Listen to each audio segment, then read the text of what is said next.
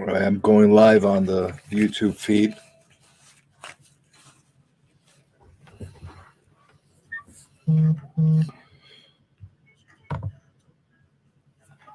Let me know when we get Okay. let me know we're ready. All right, so for the people watching on YouTube, we're about 3 minutes from going live on WGBBB, but I figured I'd try to do a couple of test runs over here because we're trying new camera angles. What am I listening to? What is commercials that we're listening to right now, or is this the previous thing?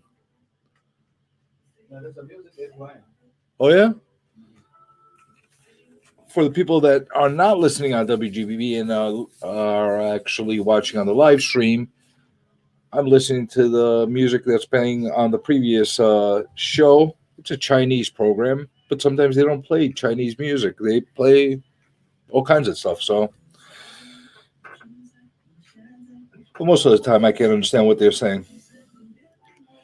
That being said, I am trying to really figure out these angles and seeing what the best possible experience, not only for you as the person viewing the show, but at the same time making me not look as scary as I normally do on my videos. So that being said, we're about a minute to getting launched. A lot of stuff is happening. We're definitely going to do a lot of continuation from last week's live stream, and I want to emphasize a few things and make things a little bit more clear on what we were speaking about. But we're going to let it run for about 20 more seconds, right? About 20 seconds. It's so nice to actually be here early, setting up, not having to rush through everything, drinking my coffee.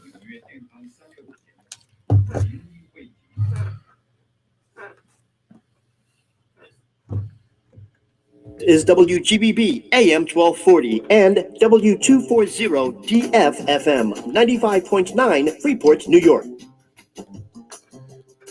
All right, so it looks like we're live. Hello and welcome to the Real Estate Plate Radio Show. As always, I'm your host, Nick Sakalis, coming to you live from the WGBB studios here in Merrick, New York. And hope everybody had an awesome week last week. I mean, it was President's Day week. A lot of people went away.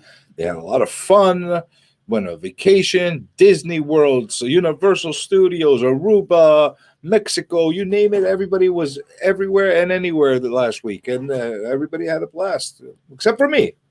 I was here working, having a blast with real estate. But yeah, like you're laughing, right, Trevor? Huh? You think that's hilarious? I'm the only guy that just stays here and works. You know what? I'm gonna go on vacation next time. Actually, I think I'm gonna go on vacation soon. I'm getting tired. I need a break. I definitely need a break. We don't want to have any kind of any kind of a burnout. So maybe we'll go on vacation soon. But that being said, I thank everybody for listening on WGBB 1240 AM, 95.9 FM. The number here, in case anybody wants to call in, which sometimes you do, sometimes you do not, is 516-623-1240, 516-623-1240. That's the number to call in live, and you could come in and say whatever you like, and you'll be accepted, unless you're one of these trolls that want to just get on just to harass me. I'm probably going to hang up on you if that's the case, like one of the last times. So that being said, I'm also going to put in a copy to the link on the StreamYard that we are broadcasting from, because that seems to be the preferential go-to streaming platform that I'm been using for the past couple weeks, and I think I'm going to continue using this because I think it's a little more stable. It has a little more versatility than what the Zoom platform had for me as far as broadcasting live with. And we'll see. It's a running experiment. If anybody has any other suggestion other than StreamYard or Zoom, please let me know. Send me the messages, emails, and that kind of thing. And speaking of emails and messages and that kind of thing, I want to thank every single one of you, every single person that reached out to me, whether it was social media, whether through email, whether calling me, texting me, etc., and wishing me a happy birthday. I appreciate that, and I appreciate you. So that was really, I got a lot of really nice words sent to me, and always welcome.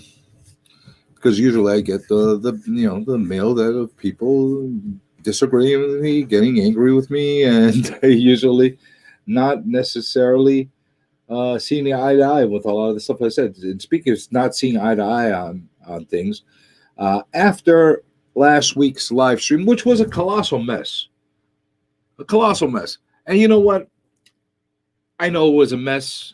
I purposely left it on. I didn't pull it off because I'm not going to shy away from the errors. It looked bad. It sounded bad. It came out all distorted. My hair was all crazy because of the digital distortion and that kind of a thing. But that's okay. But the thing that happened that was the worst thing out of it was there was a huge backlash. Apparently, people did not like the fact that I had things to say about the articles and all the talk about the eviction moratorium that we've been dealing with.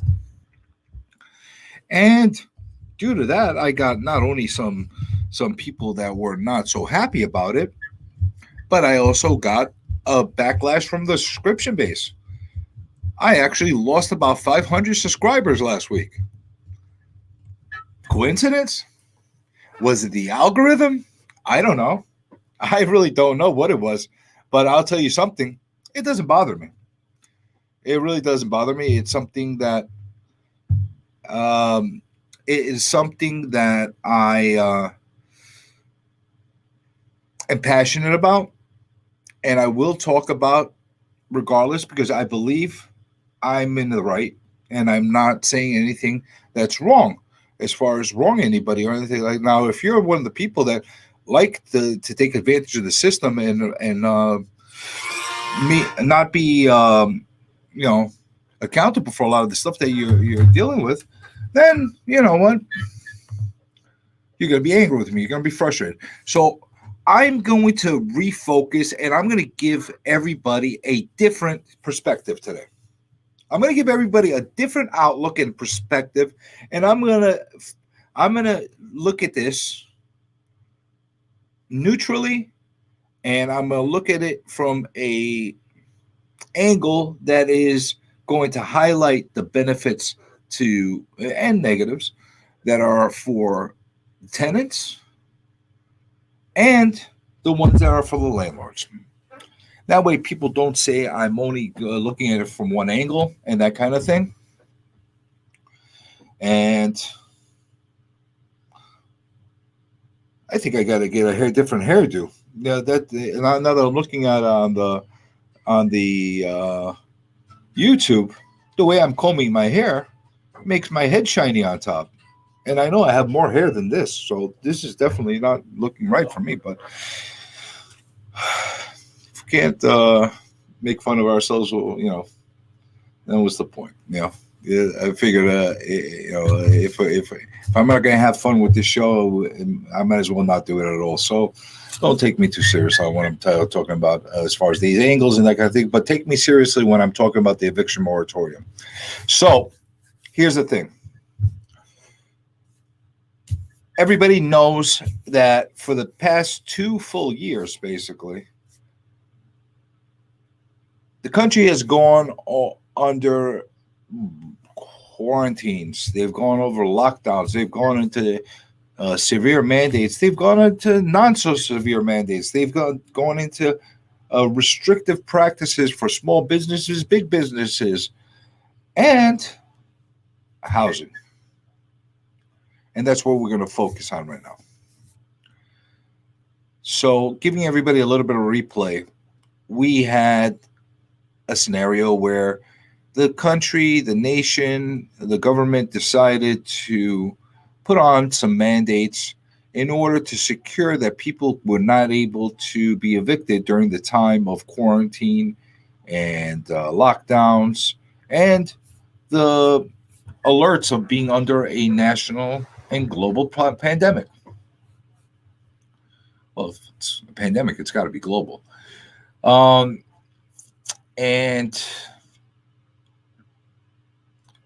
in theory, it made a lot of sense. You know, they stopped businesses, they stopped one thing, they stopped the other. But what didn't make sense was they basically gave a get out of jail free card for a lot of people. And this is where my aggravation begins and seems to fester a little bit. And it's not just because I'm in the industry and that kind of thing. It's not because I'm a landlord. It's not because I'm a manager of properties. And it's not because of that. You know, there's plenty of other laws they put in place that I didn't like, but I didn't necessarily sit on the radio and give a lecture to everybody or start ranting and raving about it. The issue that we have is that this gave a get out of jail free card for a lot of people that not necessarily were already doing the proper thing. There were plenty of people that were already in the process of getting evicted. There were people already in the process of doing the wrong thing as tenants and not filling their obligations. And it's not only a question of not paying the rent. It was a question of causing issues to the property, nuisances, that kind of thing. Because in the beginning, it was all blanket. It was not necessarily just for non-payments. It was a blanket. You could not evict for any reason whatsoever. And just like anything in this country, New York decided to not only take the mandate that existed and apply it, which they had to. They decided, let's soup it up. Let's get everybody even more amplified. Let's give more restrictions to landlords, because you know what? For some weird reason or another, I'm not sure exactly what it is, New York has always had an agenda or a bias against housing providers, landlords, managers, that kind of thing. I'm not sure why. It never made sense, because housing is one of the cornerstones of our economy here in New York. Housing collapses, it's going to cause a lot of things to collapse. And not necessarily housing, single-family houses, that kind of thing, new construction, blah, blah, blah. I'm talking about commercial and multi-unit housing. That's what I'm talking about. All the taxes that is collected through there, not only by real estate taxes, but also from the revenue that is collected on the rents. We're talking about a hefty portion of the income take of the city is coming through various sources of housing, whether it's coming from the rents themselves that are being taxed and having tax paid on them, whether it's from the property tax, whether it's the business that's given out to vendors, the contractors, the painters, the plumbers, the electricians, whatever you want angle you want to take, and whatever type of profession you want to apply this to that is affiliated with housing would be included. And it does make a big difference as far as how much the gross for the city is, for the state.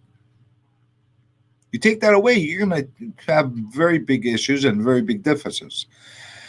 So that being said,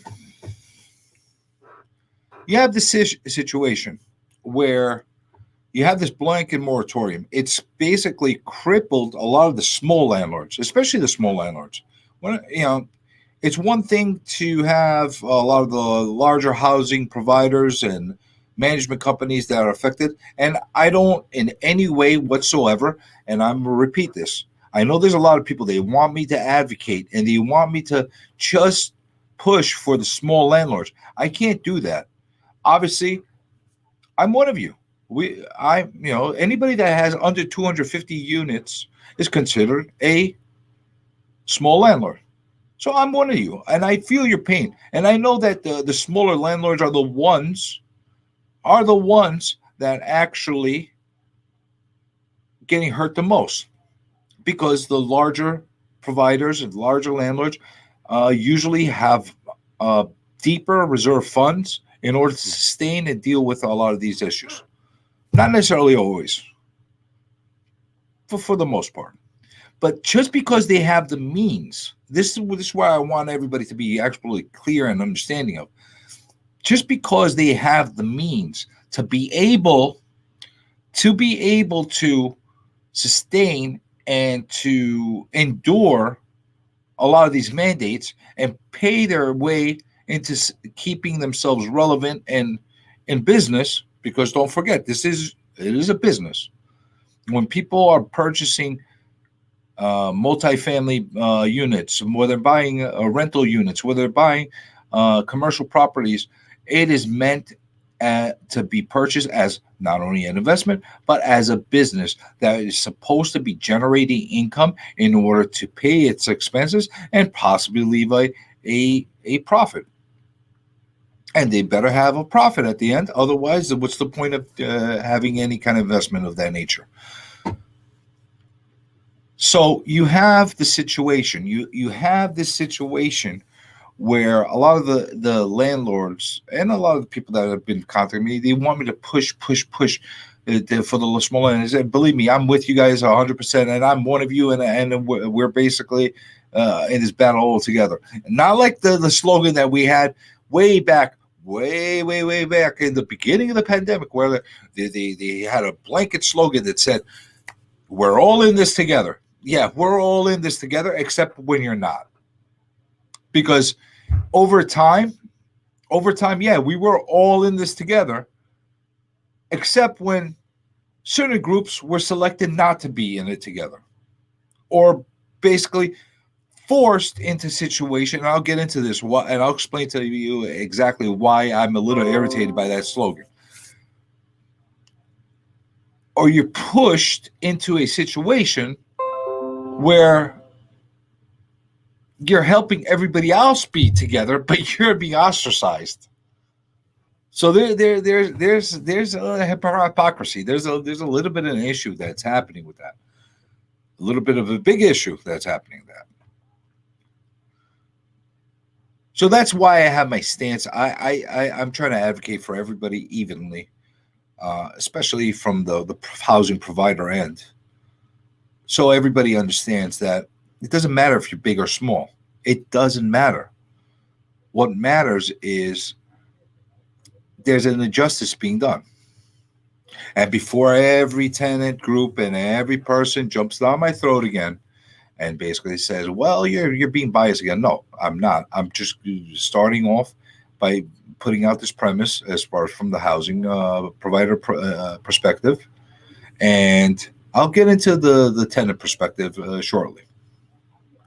Very shortly. I assure you, you're going to get your due time, and I'm going to reflect and give out the positives and negatives of this situation for you as well. Okay? So, as everybody knows, I've been advocating for a lot of things. I was very heavily involved, especially in the beginning. I went to some of the rallies. I went to, about two years ago. Was it 2 years ago? Or was it last year? I think it was last year. Yeah, about last year around this time. We were sitting in the snow. We were sitting in the snow in a blizzard outside of City Hall, rallying, asking for rights to be reinstalled, asking for an even shake. And why is that? Why is that? Because basically the landlords were the only group out there I can't think of any other sector, any other business, any other field that was affected in the same exact way as far as housing. And don't get me wrong, retail businesses, especially here in New York, restaurants, oh my God, they've gotten beat into a pulp with all these mandates. Don't get me wrong. But they were affected in a different way. Because here's the difference between a lot of the stuff that was happening to retail and a lot of the businesses, your typical brick and mortar kind of businesses, or the businesses where people had to work in the service industries and that kind of thing. The biggest difference was if things were continuing to deteriorate and if business was going in such a south way, they always had the option. They always had the option of taking the keys, locking the door, and not opening up. And at the very least, they were at least cutting the funnel of loss. Because there was just an avalanche of loss that was happening. They were paying employees, they were paying this, they were paying that, they were paying supplies, they were electricity, utilities, etc., etc. On top of the rent, if they had rent, or mortgages if they owned the buildings. I'm talking about these retail places. They had the option to turn the lock and shut down, and maybe either write it out or walk away if they chose to. Not that that's a favorable thing to do. The big differences of how housing providers were affected is that they were told, not only are you not legally able to collect your rent if your tenants choose not to pay you, but you can't evict them, and you're going to continue to pay the expenses. Okay? Now, they did put some mandates, and this did affect some situation, not all, where people with mortgages, they could possibly have deferred their mortgage or gone into some type of forbearance, or basically backload their loans where they're not paying for an extended period of time, and then it gets lumped up at the end. All different scenarios, but it doesn't mean that it's being forgiven. And other places got some PPP loans, which again, you're saying that a loan.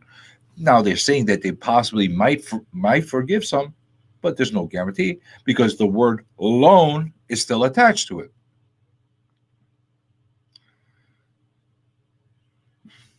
Very, very careful listening and reading the fine line on these things.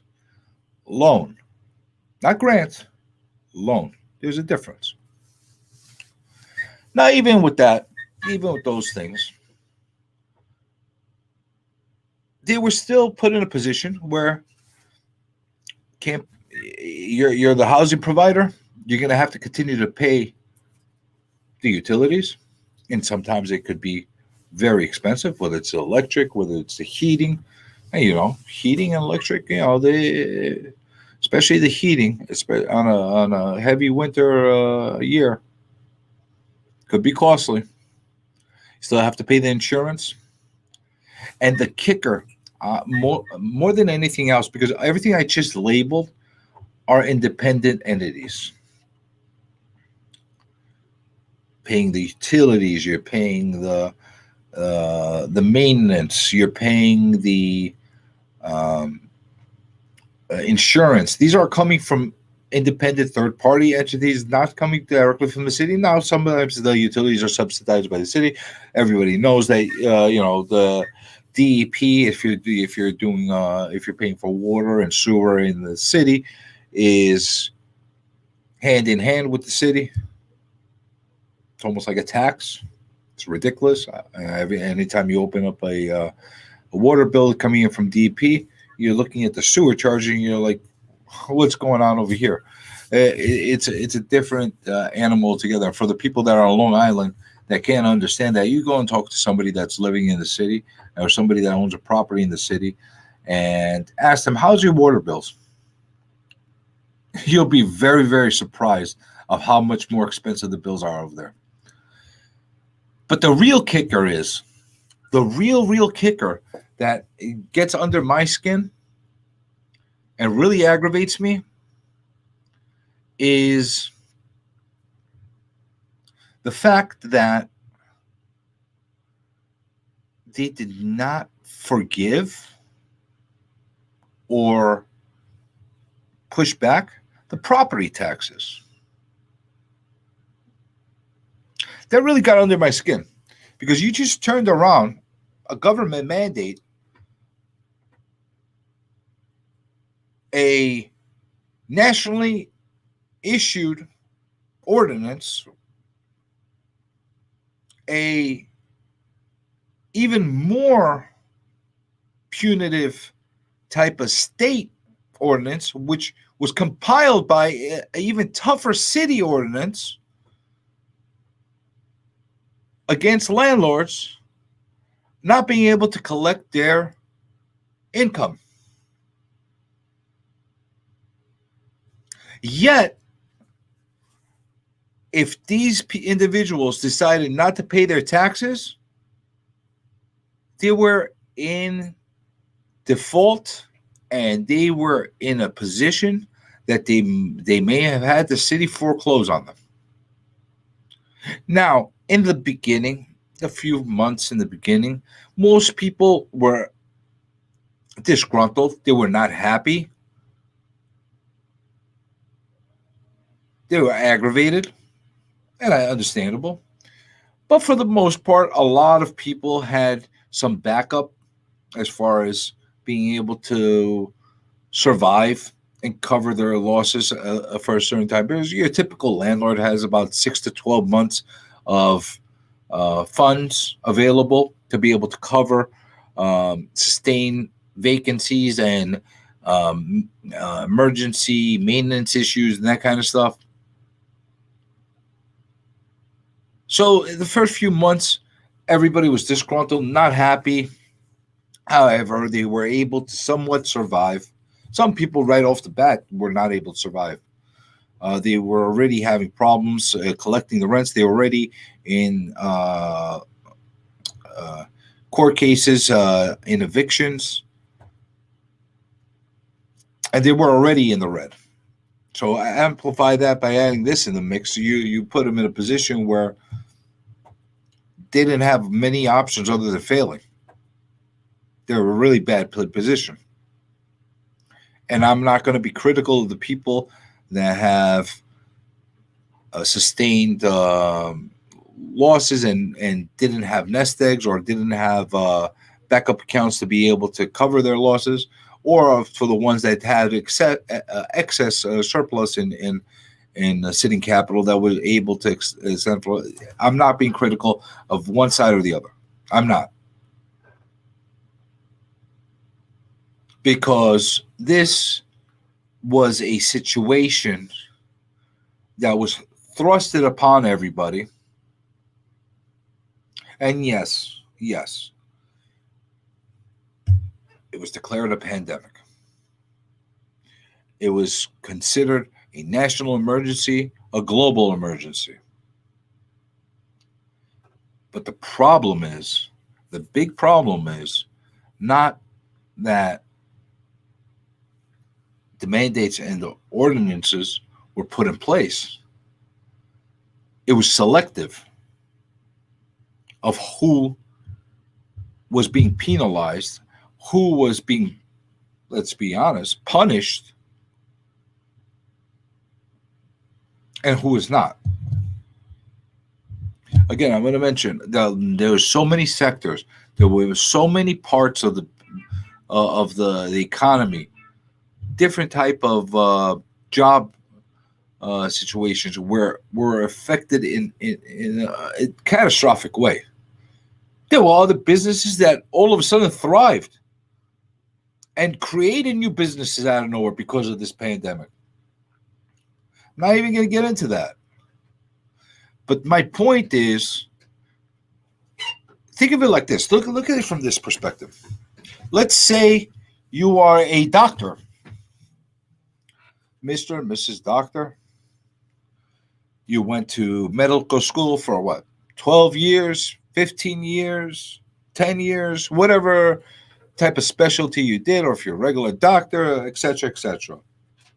Residency, all the years you put in there. You compiled yourself a ton of student debt going to medical schools. Thank you so much for choosing that profession. Thank you so much for being a public worker. Well, you're not public. You could be private or public, but regardless, doing a job that is for the better public good. So we just hit a pandemic. Now they went through their own share of issues. Trust me, doctors, nurses, they went through a lot of stuff like that. We are going to ask you to continue working today. You're going to continue coming to the hospital every day. You're going to continue seeing corona patients on a daily basis, by the hundreds, by the thousands, depending on the volume of whatever region you're in. You're going to continue doing that, and we are not going to be paying you. And not only are we not going to, we're not going to continue paying you, you can quit.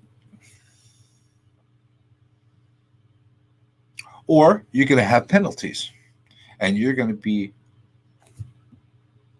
fined, or whatever the case is, for not working.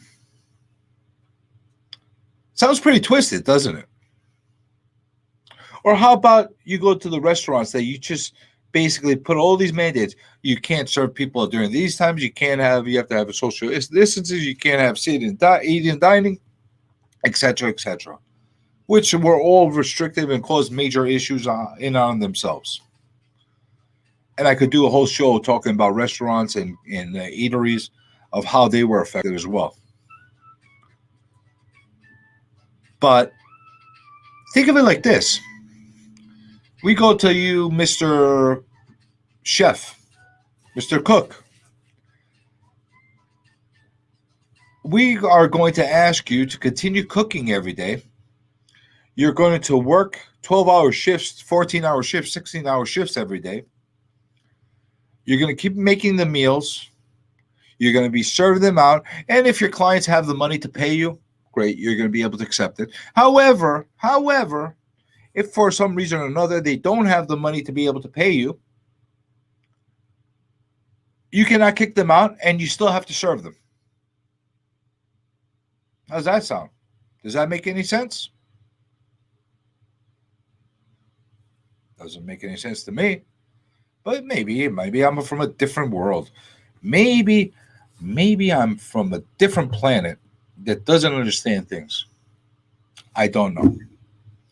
But what I will say is it doesn't sound right, and it sounds very lopsided as far as picking and choosing who you're protecting. And I'm not saying that they should have done it to any of these people, because they shouldn't have done it to the landlords either.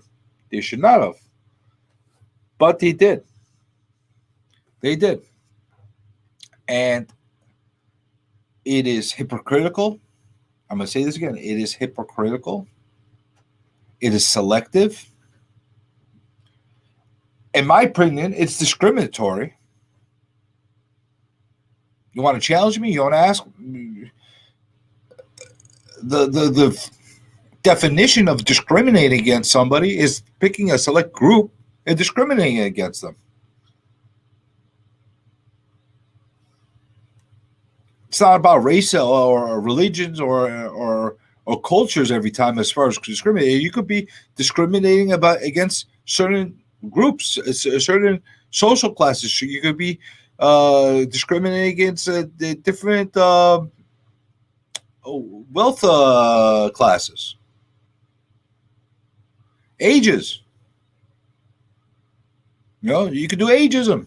It could be somebody that's old that's being discriminated against. It could be that's super young that could be discriminated against. And same way, you could discriminate against people in different sectors of businesses. And it's clearly that's the case during this time against housing providers. Now, I've talked to many people, many people, and I've heard a lot of different reactions, and I've heard a lot of different perspectives of how this is supposed to go. And some people agree with it, some people do not agree with it, and that's their prerogative. The wonderful thing about, in my personal opinion, the wonderful thing about living in a free world and living in a country such as ours, as screwed up as a lot of things are in this country, to live in a country like this, one of the wonderful things that we've had the opportunity to do and embrace for many years, up until recent years, was the right to agree to disagree. And whether we agreed or we disagreed, whether we got hot about it, whether we got angry with each other about it, whatever the case is, we always had that right to agree to disagree, except when it came to this.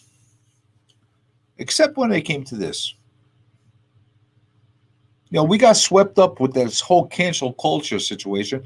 As soon as everything was getting canceled, left and right, what was in the forefront? Cancel rent.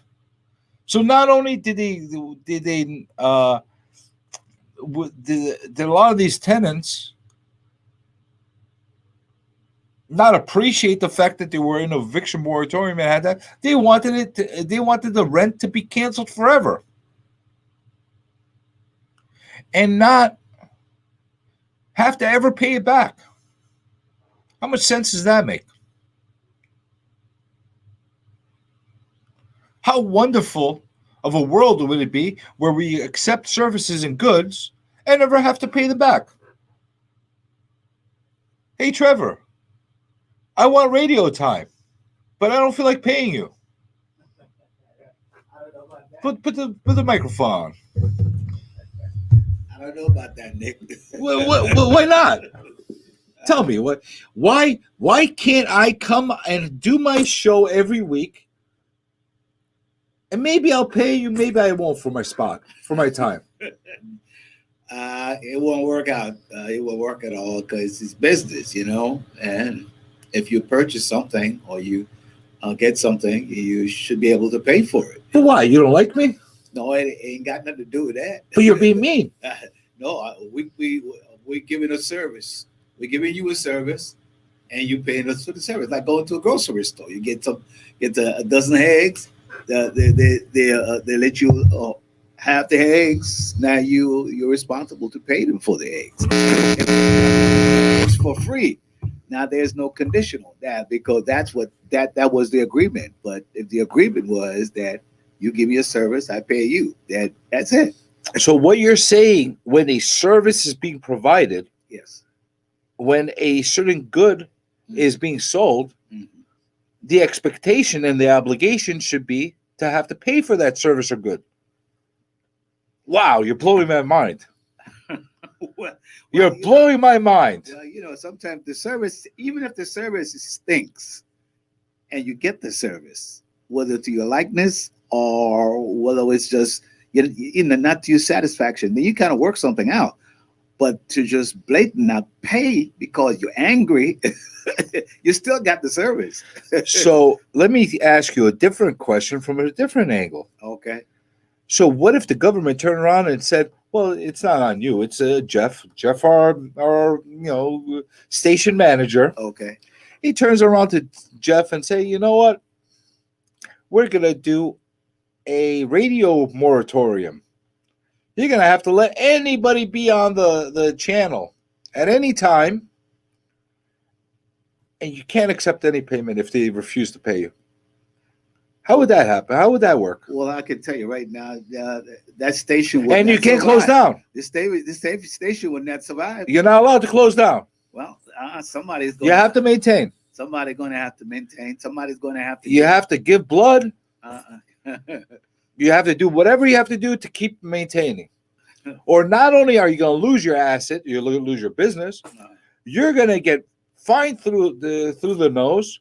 And all the debts, because when you get city and state and government and federal debts, those stay with you. You can't. No amount of bankruptcy will ever avoid those. Those will stay with you forever until you try to settle them or pay them off. So what happens then? You see what angle I'm trying to get at? Of course. It makes no sense. No. It makes no sense. That beautiful blue T-shirt that you're wearing right now. Not everybody on the channel could see him. I don't have a good angle of the whole window today. Maybe if I could do, let's see if they get there we go. Look at that. Now you can see Trevor's wonderful face, and you could see his lovely blue shirt. So that blue shirt, I love it. I would love to wear it, and I would like to go to the store and not have to pay for it. You know why? We're in a pandemic, right? And I'm cold, and I don't feel like paying. Is that right? Right. I should do that?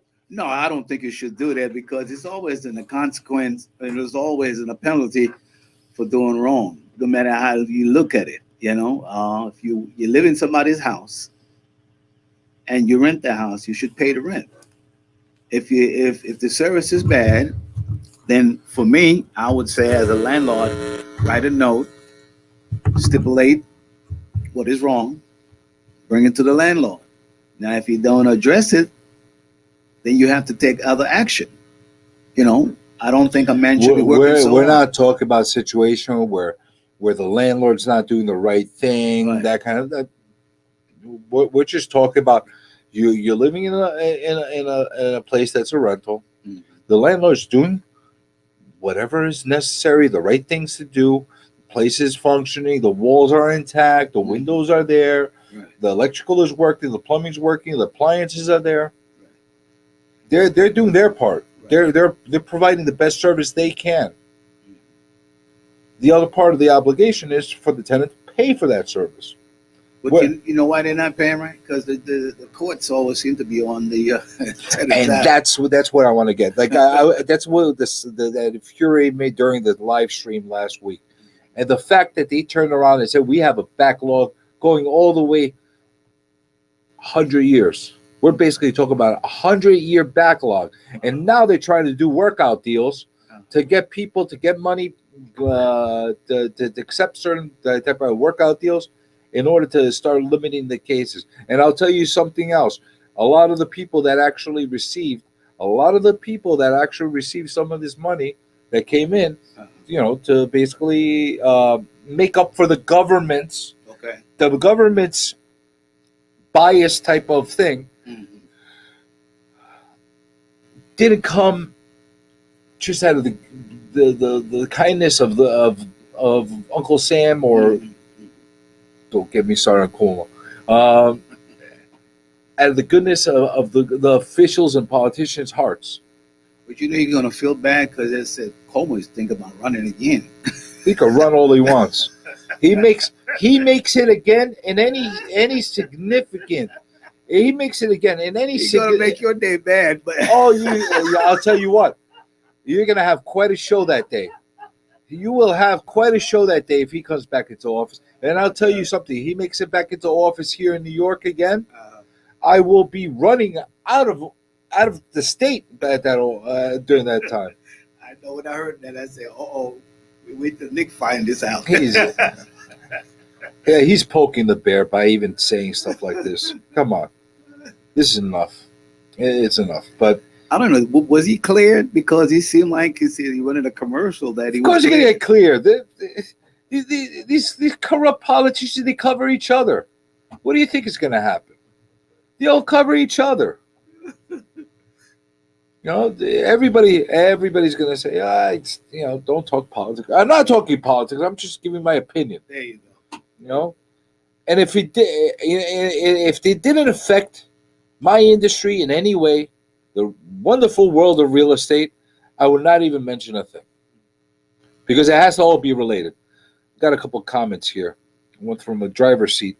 The 6 best neighborhoods to live in Brooklyn are all in liberal, little to no Section 8 or regulated buildings. Okay? Well,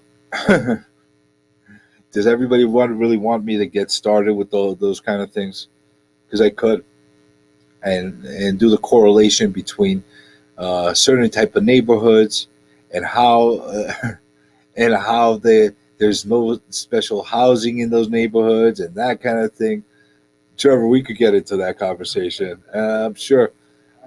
I'm sure I could get controversial, that kind of thing. I'm gonna be careful. I'm gonna be careful because anything I could say can be possibly misconstrued in some way or another, and not that it really affects me. You know, the wonderful thing about being in this business for X amount of years and doing the right thing for X amount of years, you don't worry about what people say. Right. You just keep doing the right thing. You don't That's have to true. worry about it. That's true. But I don't want anybody to misconstrue something and take a little bit of a snippet of one of my videos or the radio and manipulate and turn it anyway. So I'm not going to turn it. I'm not going to turn it into a cultural thing. I'm not going to turn it into a race thing. And I think maybe we'll have that conversation for another time on another show. Because it's not like I have never touched that topic. It's not as if I shied away from there. Believe me, I think I might have been one of the few people to actually jump over those things. And when New York Newsday did that whole big Long Island Divided article, everybody was not saying a word about it. Nobody was saying a word about it. What did I do the next day that I was on the show? I came and talked about it. Because, you can't avoid these topics. You have to talk about it at one point or another. But with this, the way they divided a lot of these towns, and I hate the terms liberal and conservative and this kind of thing, because honestly, with the politicians, I've said many, many times.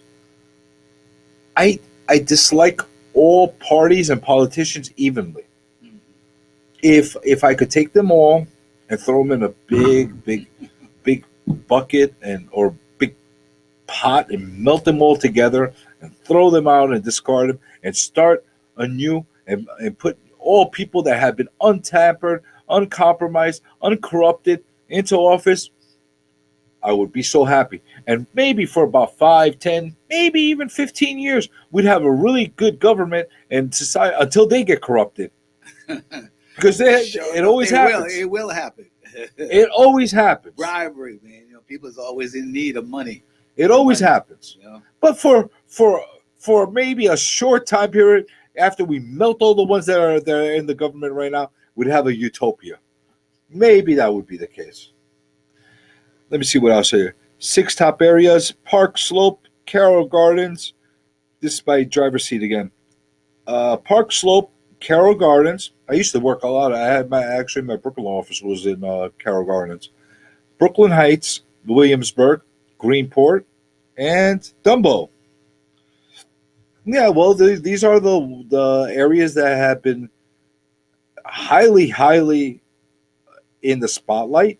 They're the ones that have been the most coveted. They're the ones that have had the most money poured in, and not only in investment, development. They became the trendy places to live in. Because I'll tell you something, anybody that has a decent memory and has a little bit of age on them knows that Williamsburg was not necessarily a nice, friendly place to live in even 30, 40 years ago. It was not. It was kind of scary. Just like Harlem. There was a lot of parts of Harlem. You want to talk about a nice young white boy going into the middle of Harlem, down 125th Street in 2 a.m. was not a good sight to be. I don't think so. You're right. And that has nothing to do with anything. It's just like any neighborhood you go where you stick out, you're gonna get attention. You're going to get attention. That's right. You're gonna get attention. And I did actually do. I actually the reason I say that it was when I was about 18, 19 years old. I used to date a girl that went to Columbia University, and where Columbia University is, like in the heart of Harlem. Right. So in order to go there and come back, I had to drive through. Right. Well, to drive through there, It was not a friendly experience. It was like Big mistake. Huh? early mid 90s. You know what? Nobody ever bothered me. It was just a really uncomfortable feeling Right. because everybody's staring. Right. And you know, when you got the gawking and the staring, you're like, you know, like. I mean, I go through that. They stare at me too because they know you don't live in this neighborhood, and you just, you know, they don't know what you up to, so they stare you down. You know. Harlem was that like years ago. East New York was like that. East New York was a little shady. But East New York was that like that a little years ago. And I'm sure people that are more old timers they have other feelings as well. So those are the 6 areas by driver's seat. Those are his picks, and you know what? These are all the areas that were the most highly developed and the most amount of money that was being poured into those areas. So. You know, how are you going to do Section 8's type of housing if a 1-bedroom unit's going for $3,000-$4,000? It's not happening.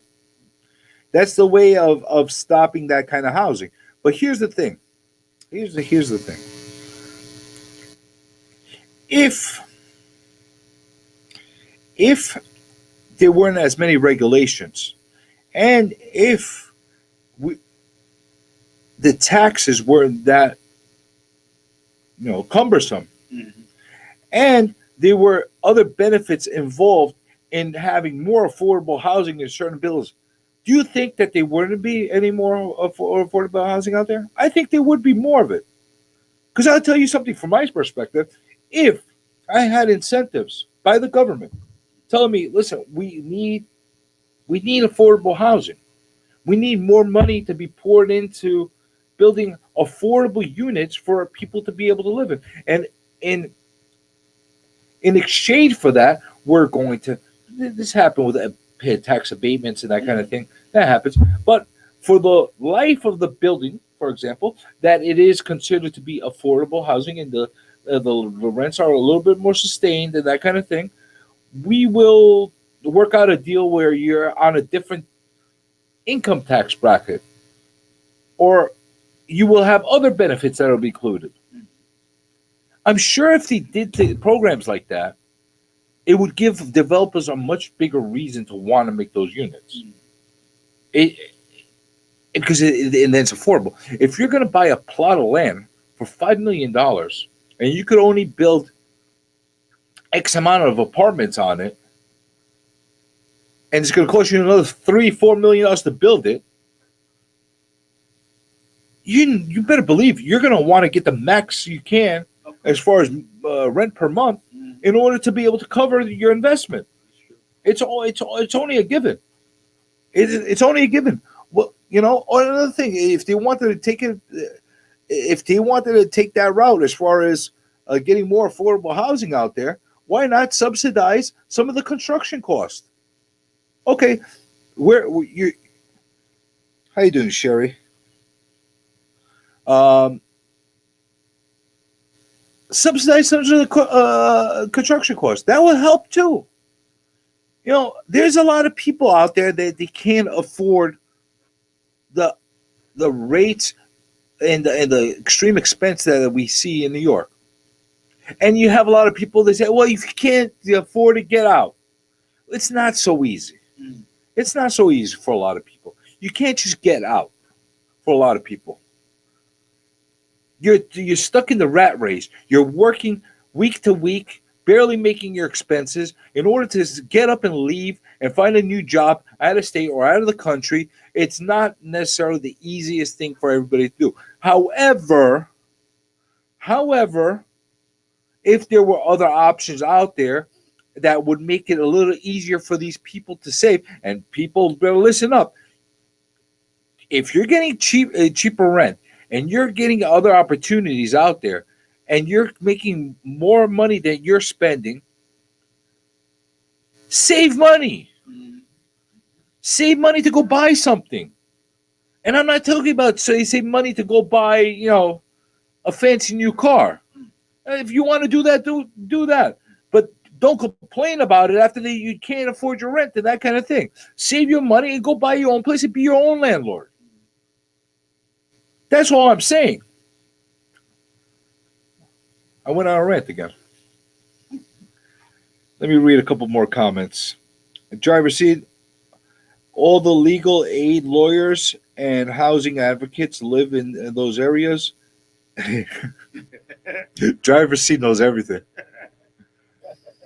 All the legal aid lawyers and housing advocates live in those areas, but few or none of the neighborhoods are black and brown.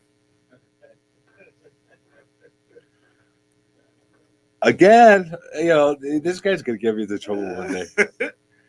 I that's why I'm being careful about reading his things, just in case Listen, I say at least something. he's listening and he's participated, And Yeah, like you say, that's his view. Don't have nothing to do with I you. got no problem. Right? You know what I'm saying? I got no problem whatsoever. I'm just worried about the FCC or somebody catching wind and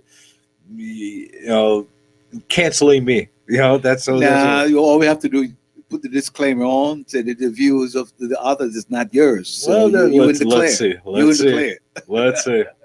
You know how that works. What's affordable? $500 for a 1-bedroom, and is free housing. Not affordable with tenants and subsidized units ever move. Hi, Laura. No, I'm not saying that $500 should be a rent. I think that's actually ridiculous to be paying in New York, and those people that are in rent control right now, and they're paying the $300, $200, $400 rent, and a lot of them are playing the system. I'm going to be really, really honest with them because I've dealt with some people directly where they hand apartments down to their kids and they inherit it, and they're basically sitting there making $300,000 a year, and they're paying $200 in rent. That's pretty ridiculous. That's pretty damn ridiculous. Because you know what happens? The cost of living in those units that are so low priced, it costs the landlord more to keep the tenant in there with their rent, their super lofty rent that's in there. It costs them more to keep them in there than to keep the place completely vacant. The point is, we got to find a nice meeting of minds as far as what's considered affordable, what's not considered affordable, and what are the right incentives to be able to make this work. It's just how it is. Formerly homeless people and Section 8 people create problems. Who do you think is stealing packages when you're at work? All right. Well, I'll tell you something. The driver's seat, I'll tell you something. It's I don't think it's only the homeless and Section 8 people. I think it's a little bit of everybody that's stealing the packages. It could be your neighbor that's making $500,000 next door. It's just a thief and not doing the right thing. I'll tell you that much. I can't. Whatever neighbor, for some weird reason, unless you're in a gated complex or your house or whatever the case is, for some reason, your packages are going to disappear, whether you're in a very affluent area, if you're a poor area, if you're whatever area, those packages are missing, unless you got a Ring doorbell. So I advocate and I highly recommend people to go get those Ring doorbells. It was one of the best things I ever got for my place. And ever since I got one of those, I never had one package missing. Everybody doesn't like the eye in the sky. Everybody doesn't like the Big Brother effect. They don't like to be seen. So I'll even tell you this much: don't do this and say that I did it and it backfires on you. Even if you don't want to get a Ring doorbell or something like that, put a fake camera on there or something like that. And I could assure you, it will divert people. It will divert people. It will get people. You want to see something funny? Years ago, I used to drive this car that was like a complete junker. This car was like, I beat the hell out of this car. It was a fun car to have. But at one point, I just didn't want it anymore. I'm like, why can't somebody just steal it and then maybe I'll get insurance money for it or something like that. I couldn't even give it away. I would leave that car running open doors, open windows. Nobody would take it. Why? Because they think somebody's watching. Yeah. So people have a tendency of not doing things or doing the right thing because they think somebody's watching. So, not that the fake camera thing works or whatever the case is, but you know what? If you don't want to put a real camera, whatever the case is, it can't hurt you. It can't hurt you. But it looks like we got a good crowd that's listening today, and they heard me go on a full rant. And I don't know if I really got into as far as a lot of the stuff for the tenants. I mean, I got into a lot of stuff for the landlords, and I don't want to feel like I'm being really biased and I'm doing the wrong thing by the tenants. So what I will do is I will dedicate a good portion of a show. I'll do the next version, or I'll do a live stream, just talking about the things that are tenants. Because there's one thing I will say: there are certain tenants that did get. There are a lot of people. They got affected by the pandemic. They lost their job. They weren't able to sustain. They weren't able to do a lot of things. And the people that did get affected, truly, they should get help, but they should not be helped on the dime and on the bill of the landlord. The city is saying they should be helped. The state is saying they should be helped. The government saying they should be paying their expenses. It shouldn't fall on a private citizen to be able to be the savior and to be the person that takes all the burden and all the brunt on their back to be able to pay for everybody else's misfortunes. And they are misfortunes. Don't get me wrong. Don't get me wrong. They are misfortunes. And a lot of people, they really do need help, but it should not be thrown on the private sector and an individual tax-paying, which are already paying taxes, individuals to be able to sustain that. I know that might sound cold or cruel, but that's the cold hard truth. I get ring alerts every day with videos of thieves caught on camera. I do that too. I see people all the time on my camera, but nobody's actually stolen something. I've seen attempts, and then they see the camera, and then they walk away. That I've seen. And people that, that's why I said you don't know who's going to be. People that you know might actually do that and not realize. So don't be shocked and don't be surprised.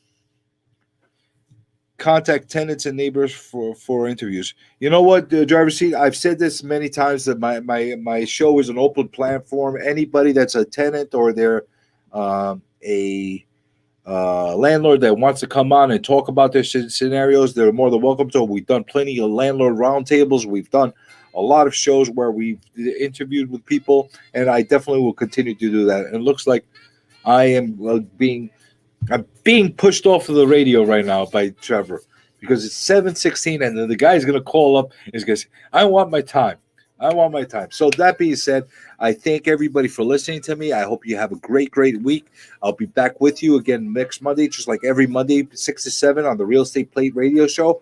Until next week, until the next show, have a great, great night. Make lots of money in real estate, and we'll be together soon again. Thank you.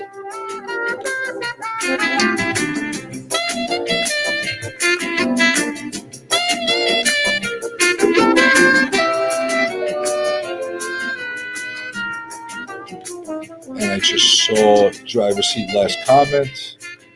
Tenants. This is WGBB AM 1240 and W240 DF FM 95.9 Freeport, New York.